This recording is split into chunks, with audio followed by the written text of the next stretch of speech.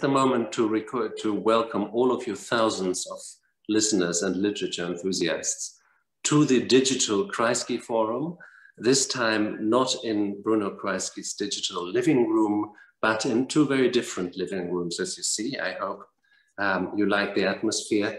We are talking about this Am See by Kapka Kassabova, or as the original English title is, To the Lake, a Balkan Journey of War and Peace. Kapka, this is an extraordinary book of memoir, of history, of family, of finding oneself. Tell me about its origins. Thank you, Philip. It's wonderful to be virtually with you and with whoever is out there. And many thanks to the Kreisky Forum for organizing this. The origins, well, I suppose it's a key word in the sense that my grandmother originates from one of the two lakes that this book is about. So it was a journey back into origins. That's how it was meant to be from the beginning. But it unfolded into a kind of wider original journey. The starting point, really, the point of departure was my grandmother and the kind of looming figure that she was in my childhood. So you knew her well? I knew her well, and she was kind of larger than life presence in my early life. And I was aware that she carried a lot. She carried the lake and its kind of psychological hinterland, if you like. And I say this now as an adult. As a child, you kind of feel these things at a physical and emotional level. You experience the adult in your life at that level, at an instinctive, cellular level. So really, this journey was always going to happen for me. It was just a matter of time and courage, because even though I had been to Lake Ohrid before, as a child and as an adult, I had been there as a visitor, not as a proper journey of return, journey into origins. Tell me, I don't want to read too much in your into your life story, but you've had a very modern life story. You grew up in Bulgaria, but your parents immigrated, and then they immigrated again to New Zealand. And well, you have also had your different paths, but now you're living in Scotland. And this is the sort of international life that we always hear about in politics, which people say is now divided between those who are mobile and those who are not. And you seem to be emphatically mobile. And yet you go back and you're looking for the origins. What do you think that says about us, that we are so preoccupied with not only where can we go to, but where do we come from? What is authenticity? Yeah, that's almost a rhetorical statement rather than a question. It is so vast, isn't it? I suppose it's because we are not what we think we are. We are much more than what we think we are as individuals, but also as families. And one of the kind of insights of the lakes, of the people of the lakes that I received, was that nations are just big families. And because we are not what we think we are as individuals and families, that also applies to nations and larger communities. And so really I was asking that same question as a sort of starting point. Who are we in this family? Where does this pain come from? This thing that runs through generations of women, which I call the pain. You know, and the pain can take many forms, but it's always there. This sort of subterranean. That is what I wanted to find out. Where does the pain come from? Did you find an answer? I suppose the fact that I found an answer is not so important as, you know, my kind of curiosity about what sort of answer readers will find. Because the pain, you know, the legacy, the various heritages, the various burdens and gifts that we carry in our families, this is true for all of us, tend to have obscure origins, and they tend to manifest in rather sometimes eccentric or unpredictable ways. So it's this interconnectedness really that I was interested in exploring, you know, between the individual, between our families, that includes the living and the dead, of course, because in transgenerational histories, the dead and the living have equal weight. And then this further connectedness to a kind of wider matrix, environmental matrix, which also contains the political, the historic, the ecological. And really, for me, it started, you know, to be completely honest, this journey started with falling in love with Lake Ohrid, because everybody falls in love with Lake Ohrid. And anyone who has visited has returned. And so one of the questions that I always had in my mind as a child was, why did my grandmother leave this extraordinary place?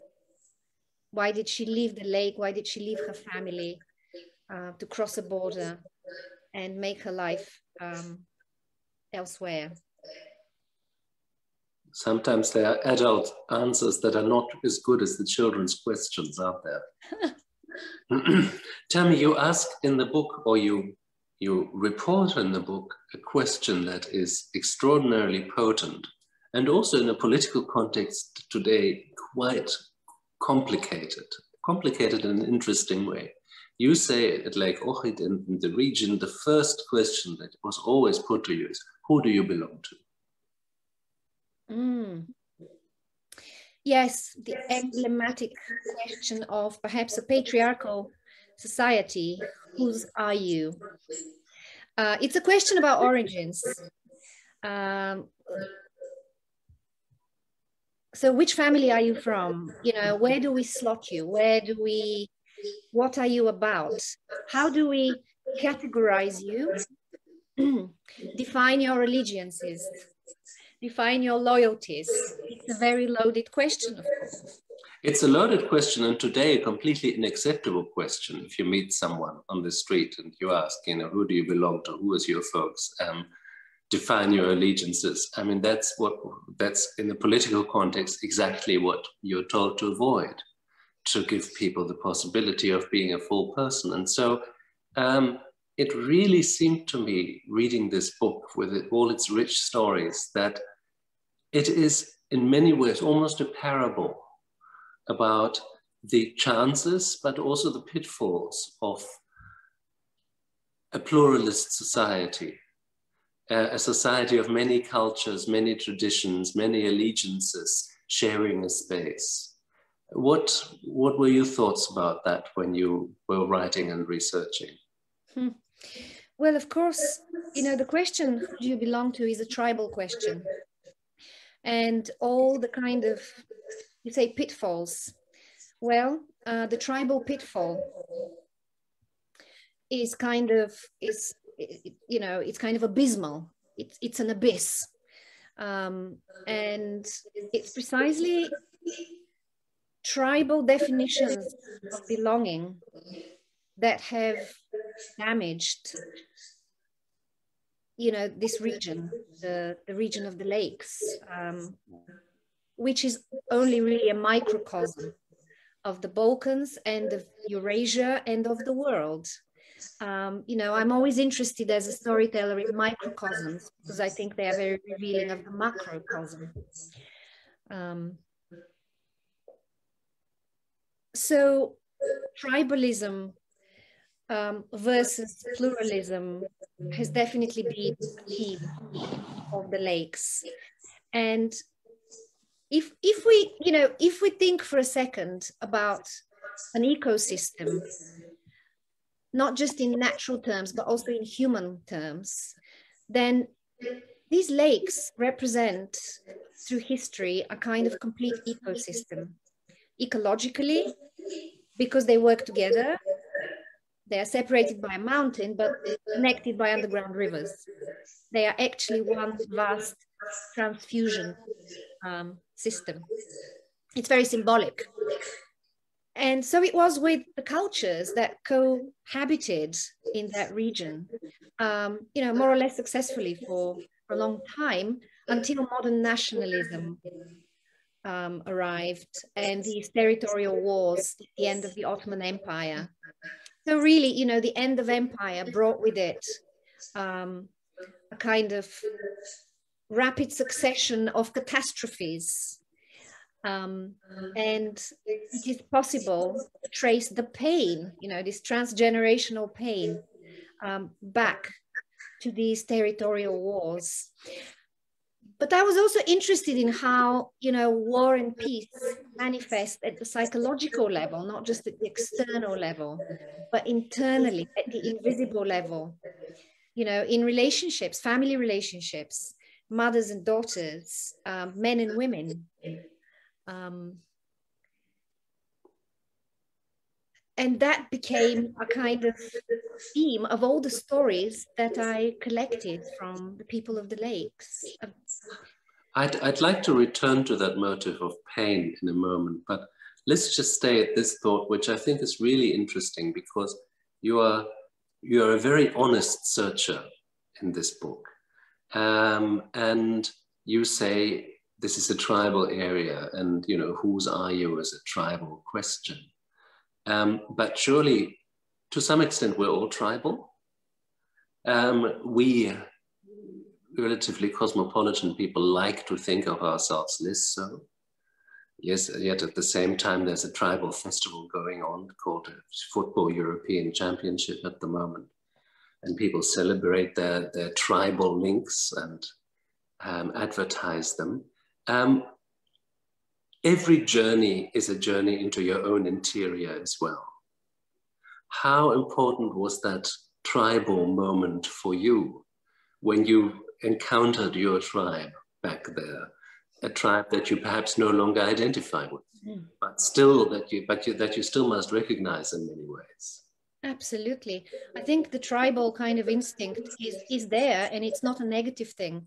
It has different expressions. So, you know, it's not to say that tribalism is always destructive. On the contrary, it can be very creative. In which ways? Well, if we create together as a tribe, rather than destroy and exclude others. So if we define, you know, it depends how you define your tribe and its values. If you define them along, you know, values of love, then it can be, you know, a creative force. If you define it along values of power, then it becomes destructive. So yeah, I mean, it was funny because you know, in the first chapter, I describe how on arrival in Ohrid, in the town of Ohrid, which is, you know, a very ancient place, I feel like all the men look like my cousins because they are small place. And there is something kind of heartwarming about that. And an instant feeling of kind of cellular belonging in the way that we belong in our families early in life. But of course, there is the other side of that, the dark side, which is this kind of possessive, devouring, destructive tribalism, which is what drove my grandmother away, and which is why, you know, emigration is such a big theme in that region. So this question of what makes people leave, you know, and what makes people come back, you know, is big in the book. Almost every story I heard was a story about escape across these invisible borders that the lakes are, you know, sort of severed by. These are 2 lakes shared by 3 countries. You have a wonderful moment in there when you describe the maps, and you're trying to walk around and find your way around, and you find that the maps, even the maps of the same lake, bordered by 3 countries, the map will simply stop where the next country begins. And there is no longer anything there, as if it didn't matter. Yes, it's, I think that's a good example of kind of dark tribalism, where, for example, the national map of Greece will show a small section of Lake Prespa, a very small corner, which is Greek. The rest is a blank, as if not just the neighboring countries, but also the rest of the lake does not exist. And this, this exists in all 3 countries, this exclusion of what's on the other side of the border. And I think maps tell stories. They're very symbolic. The fact that I couldn't find a single map which showed the entirety of the 2 lakes told me a story. And it's a story of trauma, border trauma, tribal trauma. You just said that you would regard this lake and this region really as a microcosm. And it is a story of so much suffering and brutality, and also of a very difficult journey into modernity in many ways, and perhaps not a completely achieved journey into modernity yet. Is that just a microcosm of the Balkans, or does that go further? Yeah, interesting. How do we define modernity, I wonder? And post-modernity, especially in the not yet post-COVID era. Well, I mean, without tying ourselves into knots over academic definitions, surely many of these people who live there live more like people lived in the 19th century than people who live in big cities. And their worldview is framed by the importance of their family, by working on the land because they're poor and they can't go to the supermarket and buy everything, by having a very difficult relationship to your neighbors who may have a different religion and speak a different language. And yet you also speak that language. Many things that we would know from European history for many centuries. And this seems to be one of the parts in Europe where people are still growing up in that kind of world. Is that true? It's not entirely true. I think you're talking here about the difference between urban Europe and non-urban Europe, simply, rather than some more kind of backwards. I don't think that, this part of Balkans is backward in any way. It is non-industrialized. Yeah, I know. But, there are all the infrastructures there of modernity. It's just that it's a non-industrialized area, which of course is why it's so ecologically precious. It is unpolluted, largely unpolluted. Some of the last bodies of clean water in Europe, naturally occurring kind of clean, clean water are there. So, can I go back to what you said about neighbors, living next to your neighbors who might be of different religion? In fact, this is one of the most diverse corners of Europe in terms of religion, not in modern terms, not in modern urban terms, but in historic terms, in the sense that, for example, I found that there's a long Sufi tradition there, still alive, albeit, you know, much reduced. That goes back to the 13th century, when Sufism first arrived in Europe.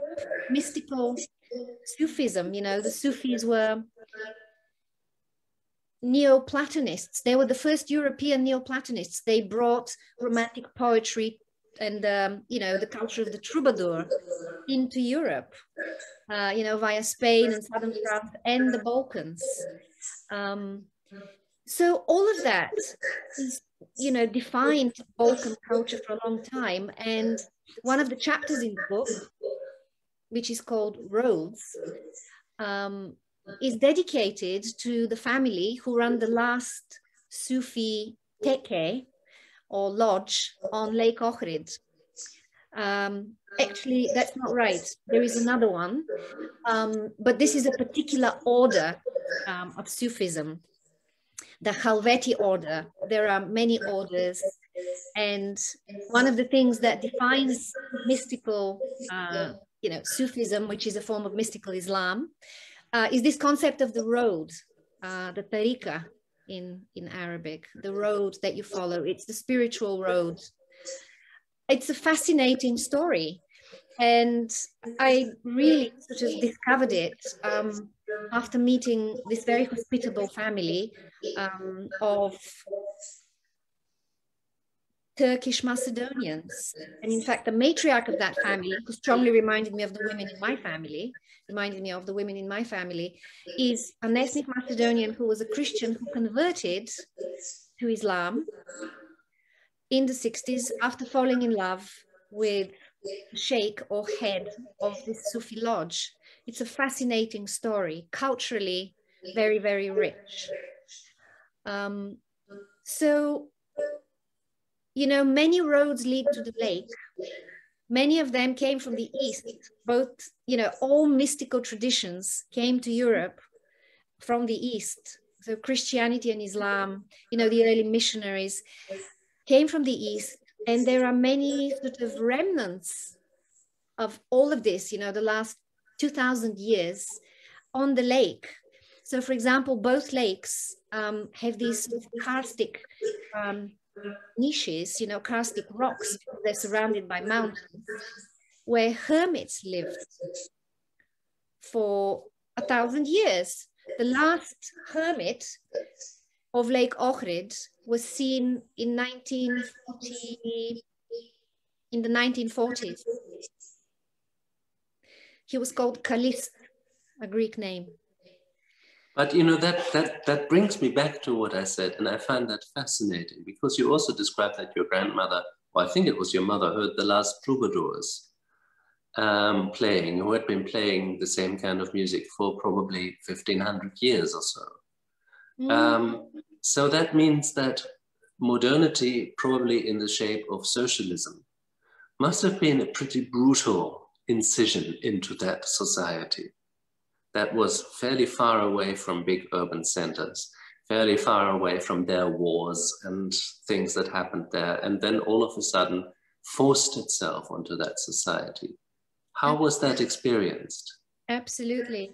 I suppose that was one of the catastrophes, you know, from a human point of view, you know, the arrival of kind of communist totalitarianism under the guise of Titoism on the Macedonian side, and then the arrival of Enverism, you know, the regime of Enver Hoxha on the Albanian side.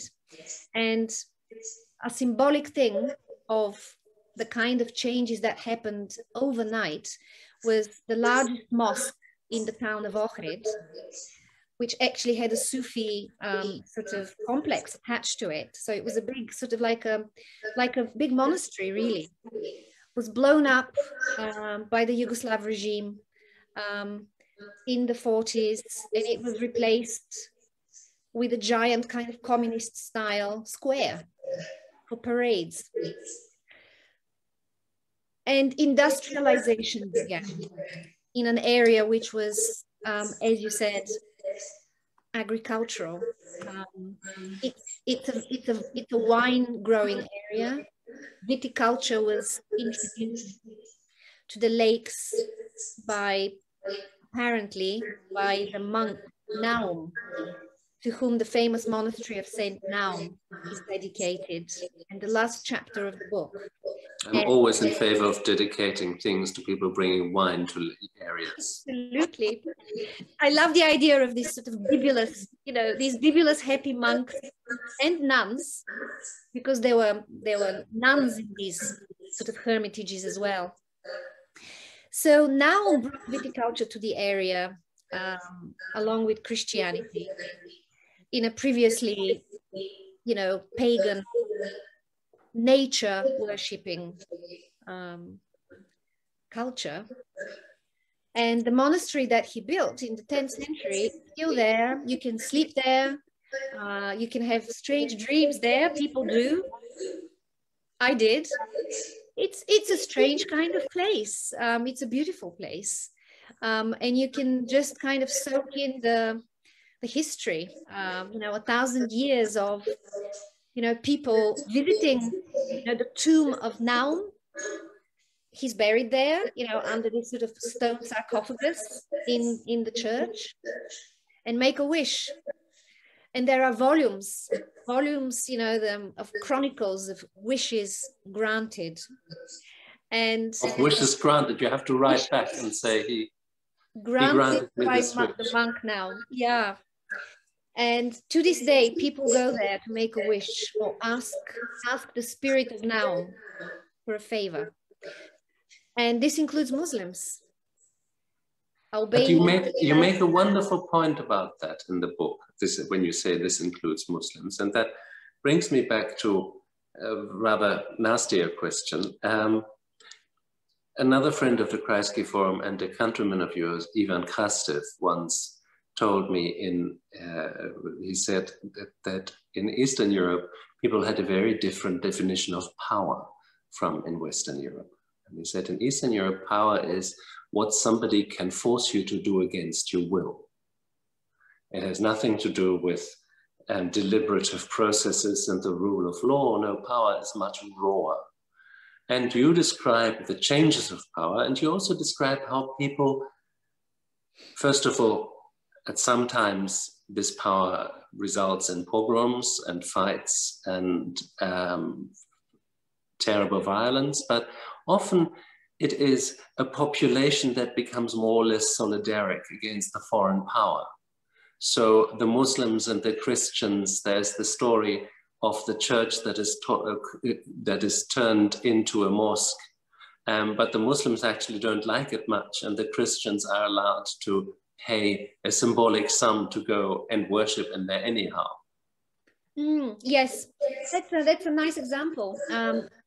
Saint Sophia, which is the emblematic church of the town of Ohrid, which of course was converted by the invading Ottomans into a mosque, which was the practice, but it was never kind of used by Muslims, and it was kind of actually in the late 19th century, early 20th, it was used as an arms depot. Which brings me to the subject of war. And, when we talk about, I think we have to be careful, and that was one of the things I wanted to do in this book, to kind of unravel this whole idea of balkanization and this, how violence is always attached, to the word Balkan or balkanized. I wanted to actually unravel this and find out if it's true. And what I found in the history of this region is that the worst violence was imported. Yes, it was not a home violence. It was imported in the shape of world wars, in fact. First of all, the Balkan Wars, which were territorial wars. You could say they were homegrown, but they were also the result, of greater forces, throughout Europe. Followed by World War I, which was the most catastrophic event, of the 20th century in that region. Another territorial war, which involved, you know, armies of great powers. And I dedicate a chapter to a climb that I do with a guide to the top of the mountain that divides the two lakes. And unexpectedly, I see remains, unexpectedly for me, remains of World War I trenches,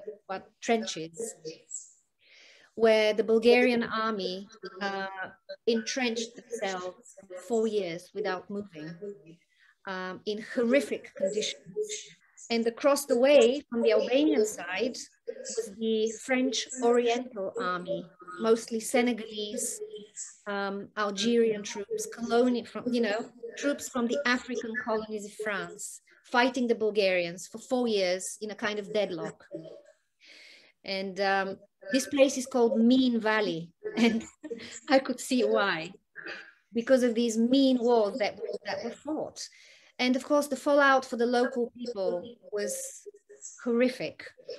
And there is a moment in this climb with my guide where at the top of the mountain, he tells me, you know, all these stories, and the view of the two lakes is sublime. And at that point, he and I fall out. We have a kind of mini war. Why? We have a mini war over the question of Bulgarians and Macedonians, which is currently a political issue to do with historical legacies between Bulgaria and North Macedonia. See, Macedonia has changed its name since I wrote the book. This is, you know, this is what people have to put up with. And it wasn't their choice, you know, again, these are sort of imported decisions in a way. In that moment of mini war with someone who is a friend and suddenly becomes an enemy, something happened for me. And I think that is a key moment in the book where I understand the internal mechanism of making war and also the possibility of making peace, stepping back from the edge, because it's so tempting to make war. It can be so exciting, you know? You have the luxury of being right, as long as you have not yet admitted defeat, even if you lose. But tell me, I was really struck by this motif that comes back time and again of the pain, as you call it, that is transmitted through generations. There is a scientific way of thinking about that, which is becoming a big noise in biology, and which we still have the greatest difficulty integrating into our political thinking, namely epigenetics.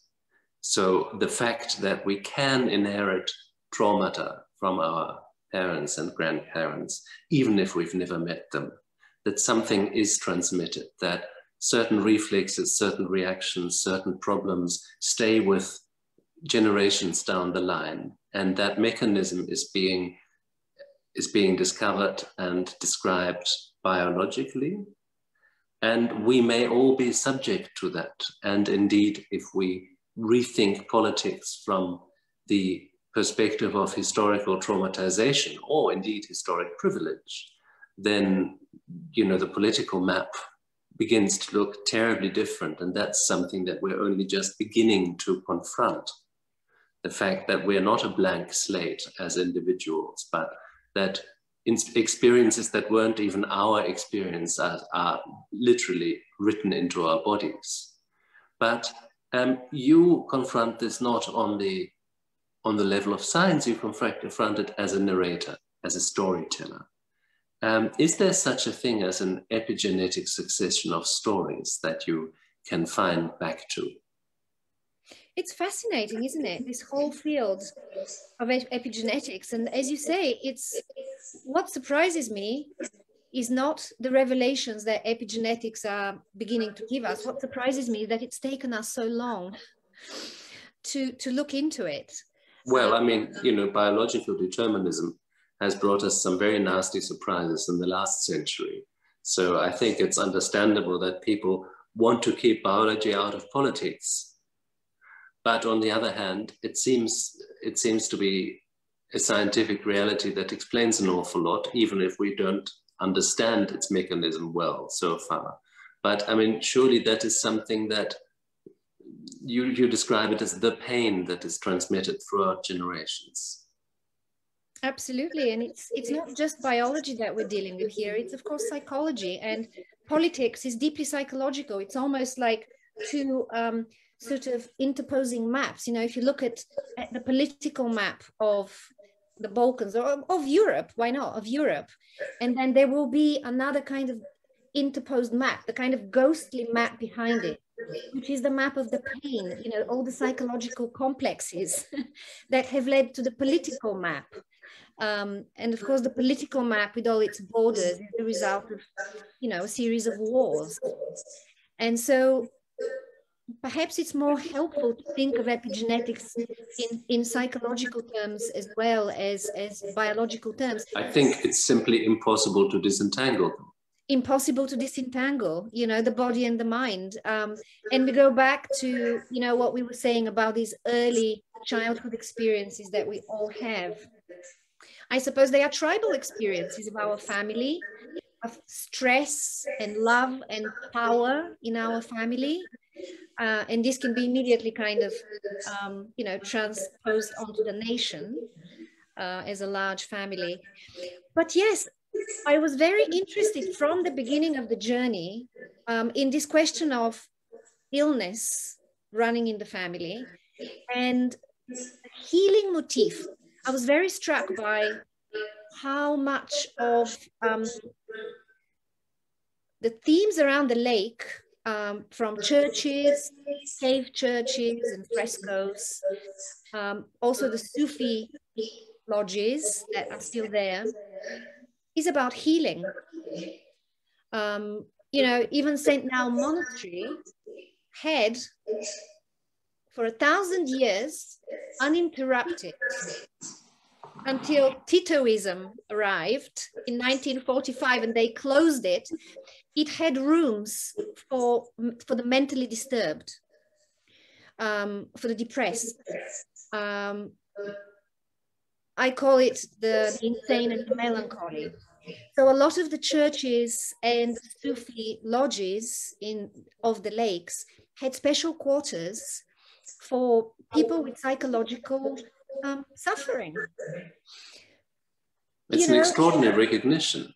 It is, and it's also very natural because these were quiet places where you could actually leave your tribe and just be left alone in a room by the lake, by yourself, chop some wood, make some bread, and just be yourself.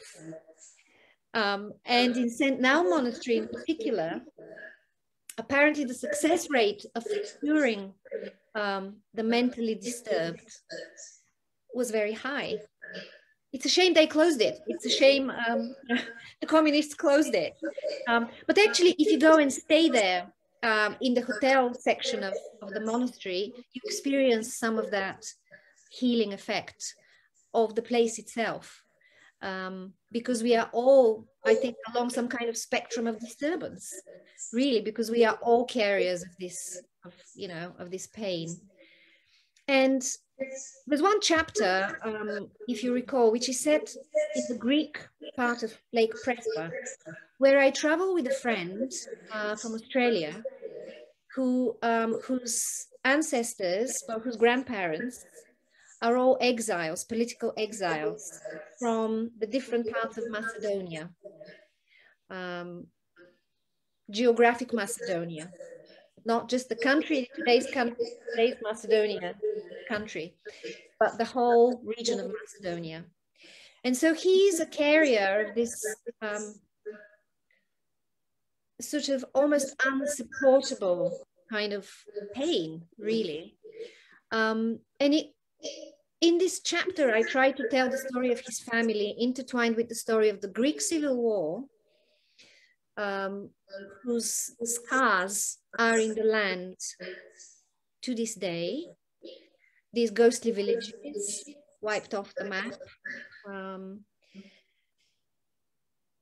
And together, he and I kind of, you know, our family histories mirror each other. Together, we try to kind of reach some kind of new level of understanding of our legacies, especially our maternal legacies, because it seems that, I don't know, it's always either your maternal line or your paternal line that carries more. But it seems that a lot of heritage comes down to us through the maternal line. Certainly language tends to come down, you know, the feminine line. Women tend to be real kind of carriers of language, also story and memory. At least in the Balkans, but I think generally women tend to talk more about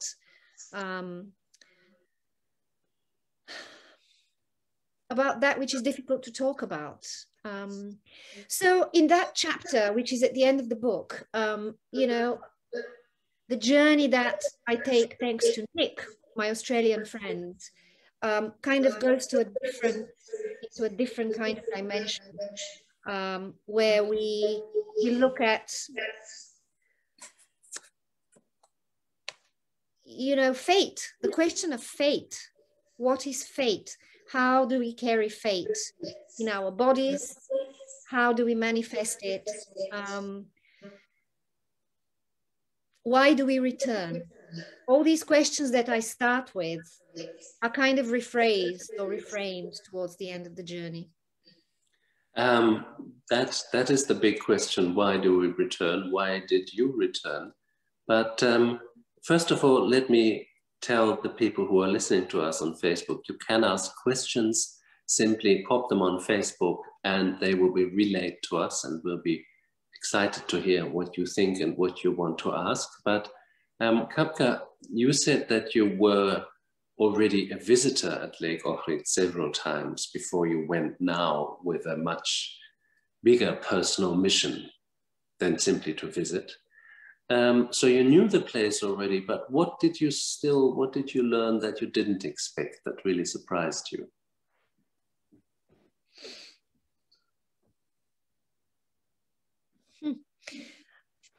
I suppose, you know, the whole journey was a journey of revelations for me. That's the whole point of a true journey. I think you know your point of departure, but you don't know your point of return psychologically. And I didn't know my point of return, even though physically the journey ends where it started, on the shores of Lake Ohrid. It ends in St. Now Monastery. Psychologically, I would say, existentially, and even, why not, epigenetically, I was in a completely different place at the end of the journey. Can you describe that? Well, I describe it at length in the last chapter, I think, the experience of being in that monastery. It's not about the monastery, it's about the place, it's about the lake. It all goes back to the lake. And one of the things I discovered is that water is extraordinarily powerful. Water is, of course, a feminine element. And as one of my guides says, the lakes are the treasure boxes of this region. You know, they contain the bones of saints, you know, antique pottery, the foundations of prehistoric settlements, inconvenient relatives, warplanes, and unexploded mines from World War I, to name a few things. So I discovered the power of water. And I became quite interested in this kind of elemental experience of memory, of legacy, and what it means to be a lake dweller. You know, there is something very particular about being a lake person. And someone told me, an Albanian Macedonian who works at the border checkpoint between the two countries, a very quiet place, he said, we are lake people. That's why we are peaceful. Water has that effect on you. And there is, in fact, a kind of lake temperament, you know. Do you find that lake temperament in you, in yourself? Well, I'm quite a watery person. Yes. Yes, I think, you know, this whole question of the different elements that are present in our energy system is very interesting. And my grandmother was certainly a very kind of waterlogged person. You know, that's why I say she carried the lake. You know, she carried all these histories, but she was also a kind of deep person. You know, she had deep memories and deep emotions, and deep suffering, and deep talents, and all of that unfolds in the stories of the people I tell in the book. You know, stories of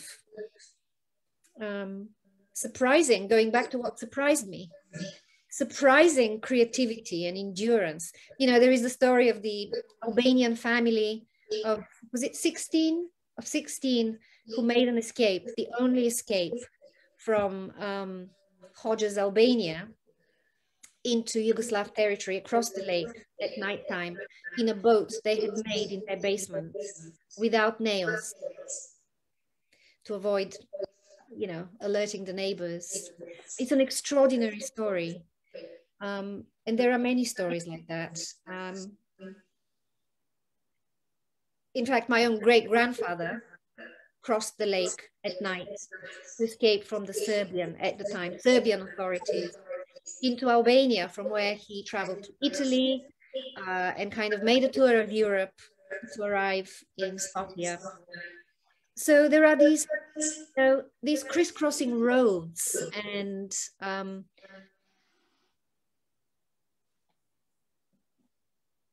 that was one of the surprises, that roads are not always linear. They are sometimes circular. You know, roads have a mysterious shape sometimes. And indeed, the lakes have secrets.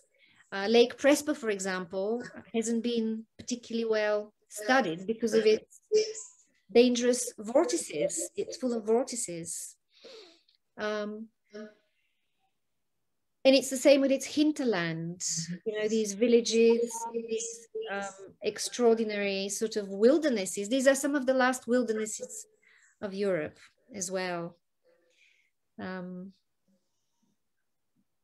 So really, it was a journey full of revelations, and those revelations came both from the nature of the place, you know, from these extraordinary ecosystems, and from the people. I have one question, almost between from one writer to another. You made this journey, and you mentioned maps before, and how maps are useful and poetic, and they have always got a symbolic dimension. You went to Lake Ohrid with your own mental map in your head, your own geography and topography of that place that had to do with family and the past and stories and identities. In how far, with such a map in your head, do you find a place, and in how far do you create it? Well, you know, it's this question of where geography is really interesting, isn't it? That, you know, I've always been, I think I was born geographical, you know. For me, the idea of a geographical world has always been simultaneously external and internal. So that for me, a geography always has an internal dimension. It's almost difficult sometimes to kind of separate the two. Of course, you can separate them in the crude sense of, here is a map, this is how the region looks. This is where the national borders are. This is where the mountains are. But this is only a starting point. It can never be the end point of a journey. I think the end point always has to be back into some kind of interiority, some kind of some kind of point where roads converge. There is an early encounter that I described on Lake Ohrid, where I met a young monk, and he said, "Whose are you?" And I said, "Well, my grandmother is from here." And he said, "Where did she die?" And I said, "She died in Sofia and she's buried there." And he said, "Oh, it doesn't matter, because I'm sure that her soul has returned to the lake, because the lake is a point, is a gathering point of souls." And I think these are the kinds of journeys that really interest me, geographical journeys that reveal a kind of fuller geography of the soul, not just of the mind, not just of our mental constructs, something much deeper.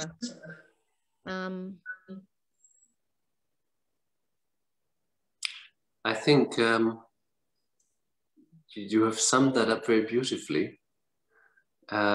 I think you've summed up this conversation very beautifully with that idea of the souls returning to the lake, but also the stories that grow around them and the social realities that abide from them. Kapka, you've written a book that is wonderful to read, that contains many stories, meditations, and some beautiful landscape writing. So thank you very much for speaking to me, and thank you very much for speaking to the people who followed us on Facebook and on other channels.